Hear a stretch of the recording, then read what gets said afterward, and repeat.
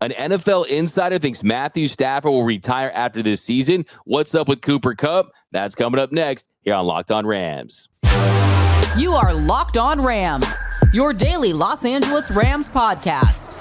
Part of the Locked On Podcast Network, your team every day.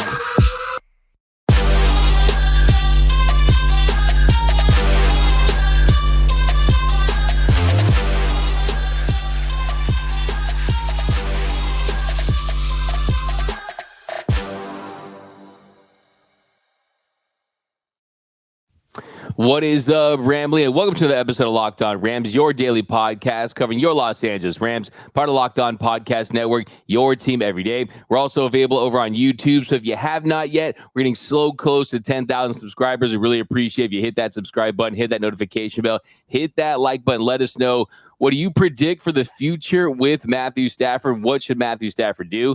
Let us know down below. My name is Doug McKay. My friends call me D-Mac. You can follow me on X and Instagram at DMac_LA. I've been covering LA sports for over a decade. SI, Dodgers Nation, 24/7 Sports. Now the Rams for Locked On. And as always, I'm joined by the Rams pre-half and post-game show host for the Rams flagship radio station, ESPN 710 LA. You can follow him on X at Travis Rogers, the People Champ, Mr. Travis Rogers. And just a reminder that today's episode of Locked On Rams is brought to you by PrizePicks, the easiest and most exciting way to play daily fantasy sports. Go to prizepicks.com/LockedOnNFL and use code all lowercase LockedOnNFL for a first deposit match up to $100. Now, in today's episode, we're looking at the state of the big three for your Los Angeles Rams, AD Cooper Kupp. But we're going to start with Matthew Stafford. Now, Travis, ESPN, they put out a story today by Seth Wickersham where he made predictions about some of the current players. And he said, to be clear, I have no inside information, but I watched how ready and optimistic Stafford was during the Rams training camp in his season. While a known rebuild has been brutal, it's the second straight season which has gotten beat up every week, too, taking a sack on 7.5% of his dropbacks since the start of the 2022 season. He has banked in the neighborhood of $300 million during his career. He has won a Super Bowl and has numbers that will merit serious consideration. So factoring all that, my prediction is that Stafford calls it a career after the season. So he's predicting that Stafford, his days could be done in the horns after this year. It's an interesting idea, and when you look at what he talked about, and I looked it up this morning that Matthew Stafford, according to Spotrac, has made $323 million. That's a lot. That's enough, right? That's enough to make sure that your wife and your daughters and whatever sons and daughters they may have, and then those sons and daughters may have, that you're good. You took care of everybody, and then you can afford that. Yeah.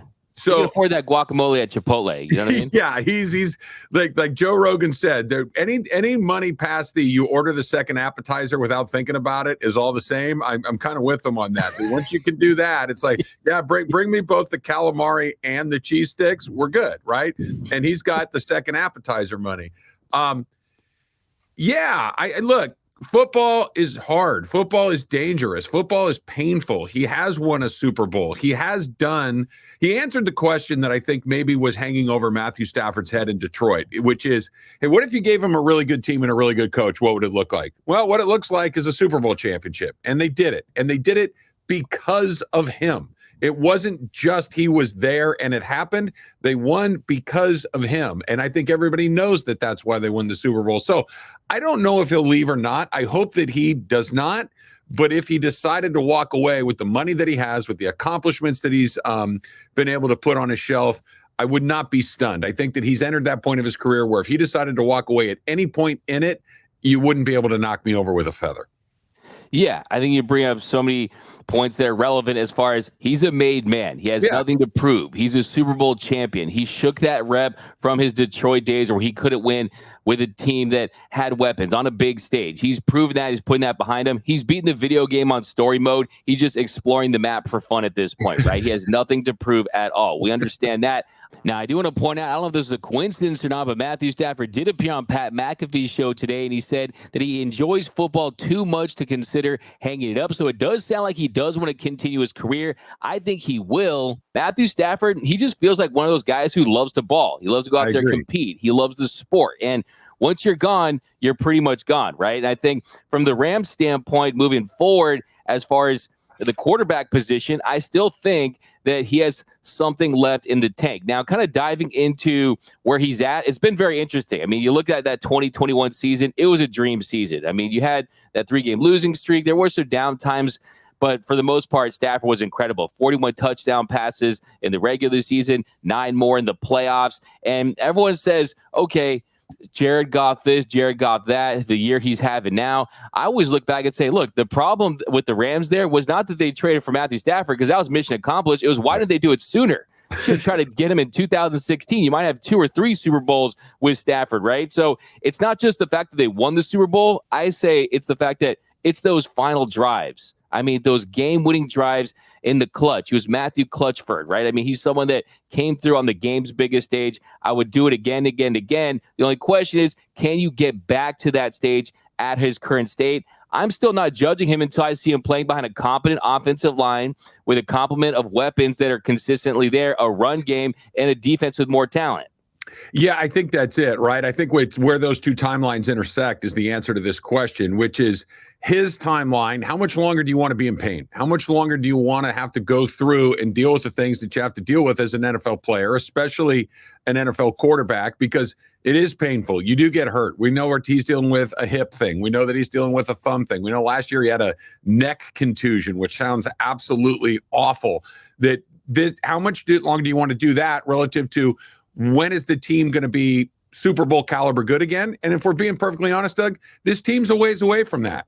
This team is not close to competing for a Super Bowl it's certainly not this year. And I even think next year, if they're able to jump to the front of the line again, that would probably be a little bit ahead of schedule. I think it's probably at least a couple of years away. To your point, you got to rebuild the offensive line. You got to add a lot of talent on the defensive side of the ball. I do think that they have some weapons in Puka, young weapons in Puka. You know, we'll talk about Cooper Kupp coming up in a little bit. So there's a question mark there. But I don't know that those two timelines intersect anymore. I think that him still being able to be the guy that I think we both think he is, which is one of the better guys at that position, how much longer is he that before the Rams are good? I don't know if they cross again.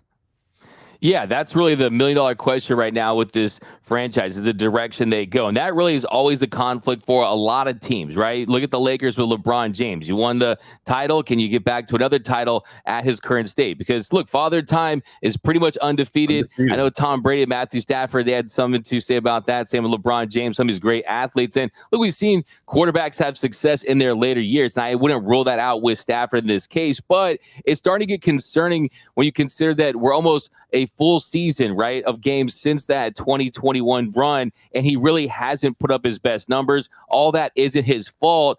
I still look at where they're at as far as their rebuild, their remodel, whatever they want to call it. And if you truly want to maximize what you have from Cooper Kupp and Aaron Donald and some of these resources next year with over $50 million to spend, you got the dead money gone with the $75 million this year, they're going to be in a really good spot. First round pick since 2016. They're going to be able to reload. If they want to push all the chips in one more time, you can still do it with Matthew Stafford.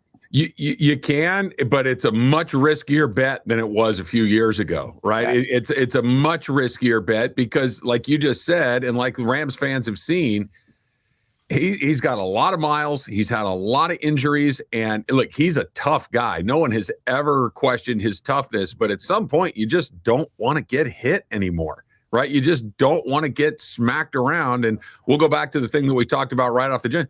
Dude's got $327 million in the bank. You'd want to go spend some of that money, enjoy some of that money at some point if you can. Now, he's a competitor. He's a great quarterback. I think that he's going to be a very difficult guy to get off that football field, but I also think he wants to win. I don't know if he just wants to go out there and collect a check at this point, and I don't know if the Rams give him a chance to win in the short term. Maybe the year after next year, but that's asking a lot. And I know we're going to get into this coming up. It's asking a lot at Aaron Donald and Cooper Kupp too, that I don't know if they're going to be able to give.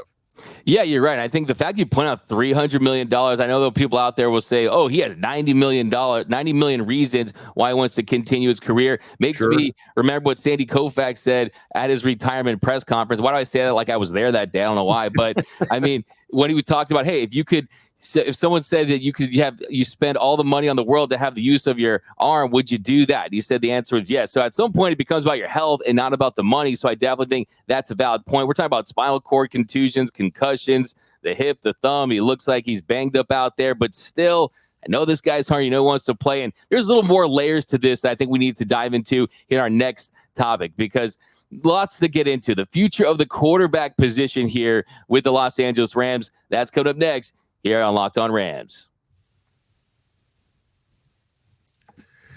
It's absolutely ridiculous how much fun I'm having playing PrizePicks every single night. It's so much fun. It's the best fun I've had playing daily fantasy sports ever, really. Because, and I was telling D-Mac about this before we started recording the pod, it's super easy to do, right? You can take as few as 2 players, you pick more or less on their stat projections, and that's it. And if you hit them, you win, right? If you hit 6, you win 25 times your money. That's what they're doing at PrizePicks every single day. And PrizePicks offers a reboot policy so that your entries stay in play even if one of your players gets injured. For football and basketball games, if you have a player who exits the game in the first half and doesn't return in the second half, that player is rebooted. PrizePicks is the only daily fantasy sports platform with that injury insurance. It is so much fun. Last night, I took Giannis and the Moore, smashed it. I took Buddy Hield in the Moore, and he just missed. Anyway, buddy, we'll get him next time. Here's how you can play.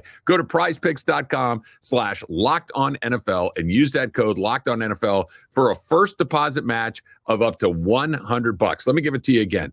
PrizePicks.com/LockedOnNFL. Use that same code LockedOnNFL, LOCKEDONNFL, for a first deposit match of up to $100. And we also spend a lot of time together talking about a lot of different things on this podcast. And we get fired up about wins. We get depressed about the losses, who starts, who sits. And I'm thankful that everybody listens every single day. And today, talk about something a little bit more personal. I just learned that you can get a full 1-year supply on ED medications. You realize what that means, right? Being on extended travel, being on the next natural disaster or supply chain issue, you're covered, right? You don't have to worry about whether or not you can refill your generics for Cialis, Viagra, Revitio, all of those prescriptions. And this is possible because of our friends at Jace Medical. If you go online right now at jacemedical.com, that's J-A-S-E, jacemedical.com, you can receive a 12-month supply on your daily medication. Remember to use the promo code LOCKEDON at checkout for a discount as well. A verified customer had this to say about Jace. So thankful for the service. Supply chain issues caused me to cut pills in half to have it.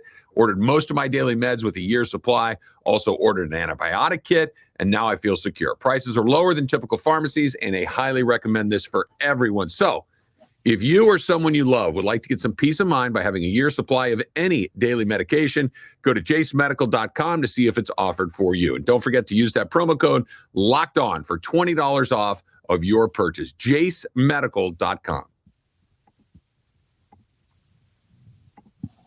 And we're off and running here on Locked On Rams. Thank you for making Locked On Rams your first listen every single weekday, free and available wherever you get your podcast. Locked On Rams, part of the Locked On Podcast Network, your team every day. We always want to send a special shout out to all of our everyday listeners. We appreciate you watching every episode, listening to every episode, all the comments. Definitely appreciate those.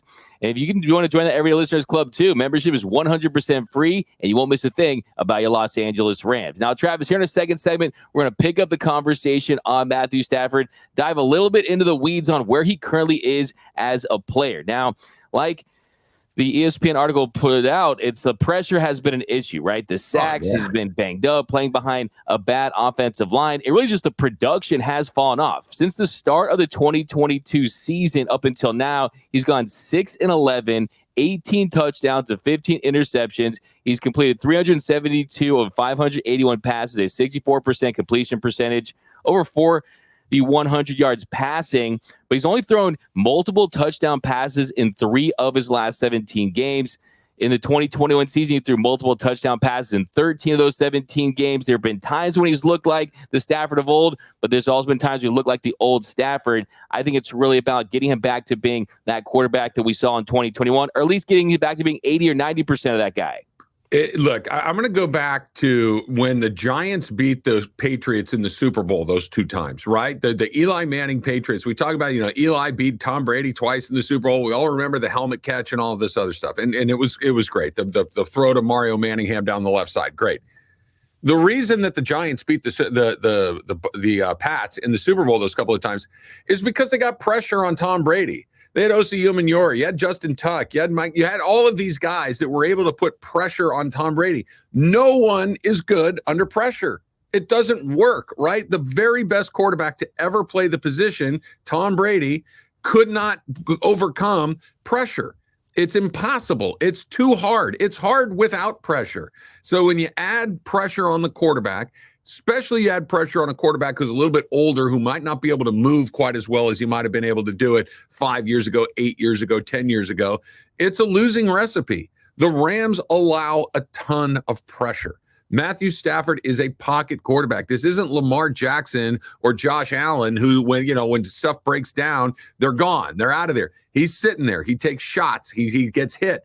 That this is the problem, that this is not hey, he's getting older, which he is. Hey, he's getting more hurt, which he is. It's those two things happening simultaneously with him experiencing more pressure than he did 2 years ago. 2 years ago with Andrew Whitworth and the gang, that was a pretty darn good offensive line. He had a lot of time to go ahead and do what Matthew Stafford can do, which is throw multiple touchdown passes. Since then, he hasn't. This all goes together. He's older, he's more injury prone, and the offensive line has gotten exponentially worse. I don't think that if you put a good offensive line behind him, he's still getting hit like that he's still performing like that. I think the performance goes right back up to where it was, but I don't think this has nearly as much to do with the quarterback as it has to do with the five guys trying to protect the quarterback.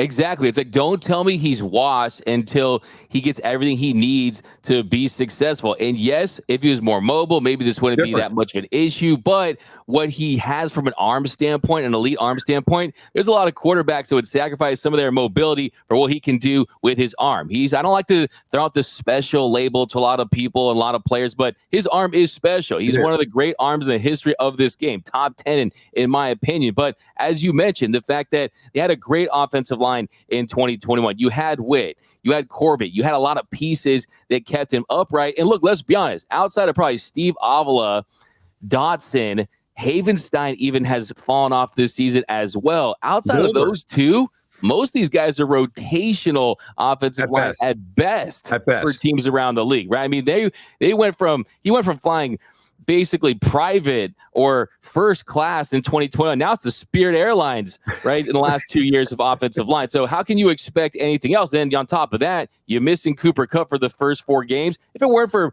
Puka Nacua being an absolute diamond in the rough, you would really have minimal weapons to start this season. So I don't think that he's been given all the necessary resources to be successful at this stage of his career at his advanced age as far as quarterbacks go. Nobody could. The only person that could maybe, I don't want to say thrive, but maybe survive is a quarterback that has an incredible ability to run with the football. Like, think super young Lamar Jackson, and even current Lamar Jackson for that matter. Just a guy that's that fast, that's athletic, that is that good of a runner that, okay, it broke, play's not there, I got a guy in my face, I'm gone. Well, how many Lamar Jacksons are there? There's one. Right? That there's only really no one can play football like that, really, and certainly an older player like Stafford can't do it. It's the only way that they can win, right? Is if he's nearly perfect and the circumstances don't allow for perfection. And I think that's why they're 3-6. I think that's why trying to forecast what's coming up in the second half of the season is not particularly bright. I think, like we've talked about a lot, this offseason, draft, money, free agency, all the things that you can change, you can speed that up a little bit. The question is, can you speed it up enough? For sure, 100%. I think that really the key here is you look at that contract. We can talk about trades. You can talk about moving off of Stafford. The reality is if he continues to play because of his contract, he's going to be here for at least the next season, right? And I think if you want to build through the draft, find a way to get a left tackle, build that offensive line, solidify that offensive line through free agency, you build those pieces. And then if you even draft a quarterback, let's say in the second round, then you have that offensive line in place. So then he's not getting banged up when he gets his opportunity following Matthew Stafford. So I still think that this all signals you got to fix that offensive line. If you don't have a left tackle, you're going to be left out. We've seen this organization, Orlando Pace, you see Whitworth. I mean, they don't win Super Bowls unless they figure out that position. So I still think that this really is a tell that you need to figure that out in the draft. And I still think that Matthew Stafford is going to play. I truly believe that in my heart of hearts. I don't think he's going to retire. If he retired, be an interesting situation with the dead cap. You got the whole Barry Sanders rule where you have to have an arbitrator talk about the signing bonus. It gets complicated like that, but he can't go out sad, right? Sure he can. Yeah, I don't know. Look, let's say that this season ends the way that we think it might, right? With the Rams having a top 5 pick, top 6 pick. There's going to be a chance to take a quarterback in the top 6 because, Houston, who has, a high pick, Chicago, they get Carolina's pick. There's maybe a scenario where all the quarterbacks don't come off the board in the first handful of picks along the way. So you may get one. I don't have a huge problem with taking a quarterback and having Matthew Stafford and having a guy watch for a year. I know that's kind of an antiquated way of doing it, but you know who, did that most recently?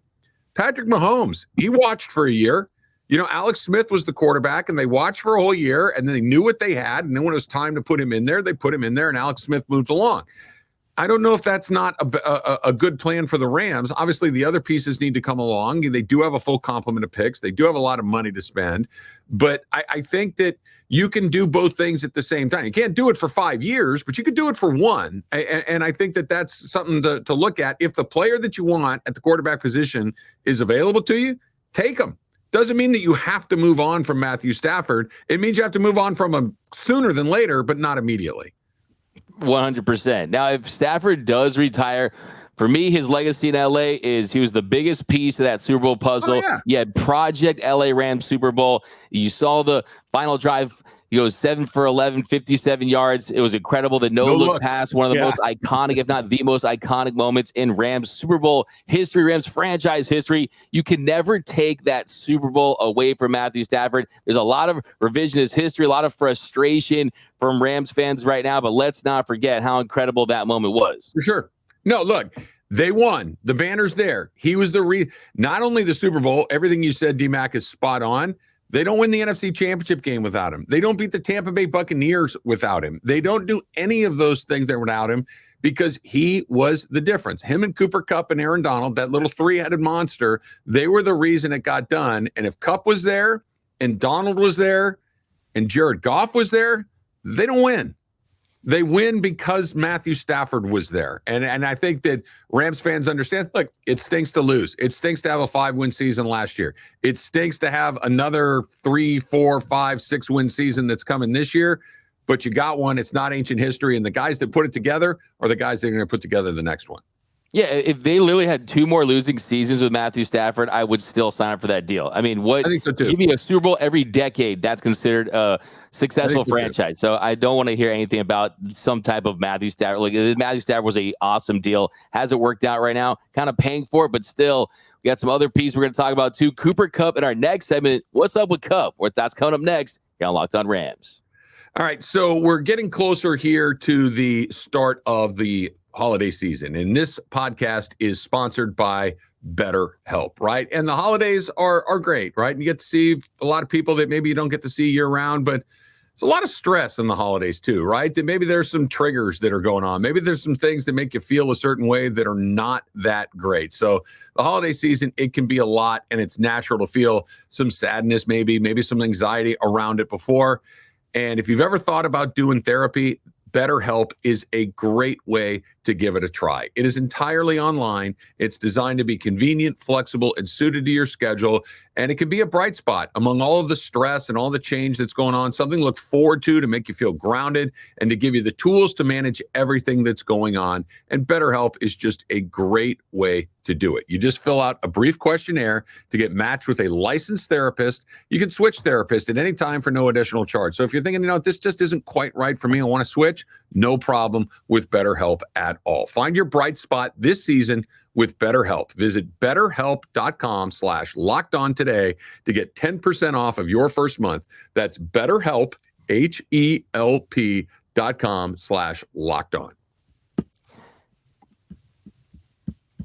And welcome back to Locked On Rams. Thank you for making Locked On Rams your first listen every single weekday, free and available wherever you get your podcasts. Locked On Rams, part of Locked On Podcast Network, your team every day. Now, Travis, here in our third segment, we're going to talk about the Ying to Stafford's Yang, his co-host on the Nine and Dime podcast, which is definitely a fun watch if you've ever seen that. They end up translating Generation Z terms. I don't know if y'all send you that, man. It's good stuff. But yeah, Cooper Kupp looked great when he first came back off the IR, was top 5 in most receiving categories for the first couple of weeks, but last 3 have definitely been a struggle. If you look at his last 3 games, he's caught 8 of 24 targets, 33% for 98 yards, a 4.1 yards per target. He caught that 1 2-point conversion. Among all NFL receivers with at least 9 targets in the last 3 weeks, his 33% catch rate ranks 124th out of 128. He just does not look like Super Kupp right now, Travis. He doesn't. And I think that it's a real thing. Look, let's just pretend that the Green Bay game never happened, okay? Because that was the Brett Rippon special, and it's an unfair data point to throw into the rest of the mix because there are no data points with Brett Rippon as your quarterback. So throw it away. The other 2 games are a problem, and it's he did come back and he looked very good in the first couple of games back. So it's not like there's no hope here, but let's be honest about what we're talking about with him. He plays a position where athleticism is very important. And I know that, maybe he's not Justin Jefferson when it comes to this stuff, but Cooper Kupp is big, is strong, is fast, is able to do a lot of these different things. And he's dealt with 3 really significant injuries, right? We're talking about the knee injury that he had, several seasons ago. We're talking about what kept him out of the second half of the season last year. And we're talking about a hamstring injury that kept him out of the first 4, all of camp in the first 4 games of this year. That's a lot for a position that, relies on a certain amount of just raw athleticism.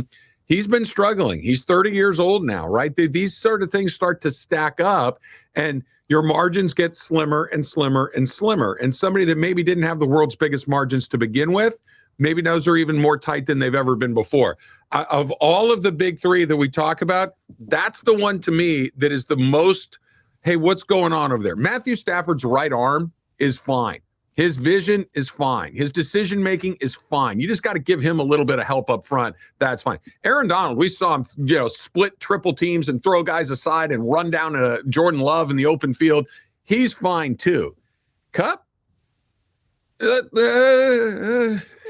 find out, right? That's the one to me that says, okay, has that finally gone past the tipping point to where the best of Cooper Kupp, not that he can't have a good game, not that he can't get open, not that he can't catch some touchdowns here and there, but that Cooper Kupp that we come to know over years where, he just catches 10 passes for 120 yards and a touchdown every week, which is kind of what he did for a few seasons. Maybe that guy's not around anymore. Yeah, I think that's a great point as far as you compare them to Donald, to Stafford. We know the issues with Stafford. A lot of that has to do with other factors that are out of his control. Donald, yes. The question, is he still elite? The answer is yes. Maybe his best days are behind him because his best days are probably the best days that any player's ever had, exactly. Right? So his best days are still elite. Cooper Kupp's the interesting one because, he's been getting his opportunities. I mean, you look at the game against the Cowboys, he was targeted 10 times. He got 4 passes, just 21 yards. Look at the Steelers game. He was targeted 7 times, caught just 2 passes. It was basically one of the only times he had 2 or fewer passes on that many targets. So he's been getting his opportunities, just not making the most out of him. You're not seeing him get in and out of those breaks as quickly as he was during his prime years. And look, who else is having a little bit of a drop off right now? Devontae Adams. What do they have in common? North of 30. You're seeing in this league, once you start to hit that mark, you start to decline pretty quickly. Now, I do think that Cooper Kupp can still be one of the better receivers in this league, but when the NFL Top 100 comes out next year, I don't think you're going to see him very high on that list and be of elite status. And look, yes, he's struggled because you don't have Cooper Kupp. Brett Rippon's a great point. You don't have that consistency week in and week out. And look, if you have a better offensive line and he has more time to throw, you're going to be more productive. There's no doubt about that. But I do think that, hey, this Rams team, I think they could be in need of a number 1 receiver in the draft. I would not rule out taking a Marvin Harrison Jr. or someone of that ilk if they could get a high pick. No, look, the Rams need talent. right? The Rams need talent, and sometimes you draft for need, I guess. But I'm a big believer in who's the best player that you have that's available. Who's the guy that you are most sure is going to be a high level impact player in the NFL? Take that guy, right? It's not super complicated. Now, if you have, I don't know, Patrick Mahomes, you don't take a quarterback, but the Rams don't, the Rams don't have anybody that falls into that category, right? Take the best players available. And if it happens to be a wide receiver, I think you do it. Kind of going back to what you were talking about a second ago, D-Mac, it's the catch numbers are, jarring because he has been so consistently a high performer that this is very mediocre performances statistically. But even aside from that, his impact on the game, just, hey, where is he? What's going on? Or are the quarterbacks looking for him? Do you feel him in the game? And for the first time in his career, not really, right? Those first couple of games, you definitely did. But for the last couple, and again, I'm excluding the Green Bay game, but for the last couple, he had no impact on the game. You never really felt his presence at all, which is something to keep an eye on. Yeah, 100%. I think also these guys are kind of victims of their own success, victim of their own peaks. I mean, you look at Cooper Kupp, the year he had in 2021, Triple Crown winner. People hold him to that standard. It's like you drop a classic all-time great album, even if the next one's like kind of good, it doesn't sound as good. It's like Nas's Illmatic. Everyone thought that he was dropping bad albums. They weren't really bad. It's just Illmatic was such a classic, right? So, I mean, Cooper Kupp's the same way. He's had such a great peak. Aaron Donald, Matthew Stafford, that all these guys are kind of held to that standard. And even though they can be really good NFL players, great NFL players, people are going to remember those times. Yeah, yes, I think that's a really good point that, comparing Aaron Donald this year to peak Aaron Donald's like, hey, what's going on there? Comparing Aaron Donald to human beings, he's amazing. So you do need to kind of figure out what your metrics are when you're comparing these things. But Cooper Kupp's performance, I think, does kind of leave that realm a little bit, just that he has not looked like himself, not just peak Kupp, but it hasn't even looked like typical Kupp. Yeah, for sure. 100%. I think it's going to be very interesting to see the direction of this franchise. Hopefully some wins will get them momentum. Hey, maybe if Kershaw and Stafford retire, they can basically have like the same podium on the same day. Who knows? Do you know they actually went to the state, grew up together in Texas? I don't know if you knew. That's a fun fact. I heard that they knew each other as young men. I did hear something about that. Good times. But that's it for this episode of Locked On Rams. We'll see you next week. We've got a big special. We're throwing out the state of the Rams and some grades, mid-season awards. Be on the lookout for that early next week here on Locked On Rams. My name is Doug McCain. You can follow me on X and Instagram at DMAC_LA. And as always, you can follow the People Champ, Mr. Travis Rogers at Travis Rogers. And until next time, whose house is Locked On Rams house?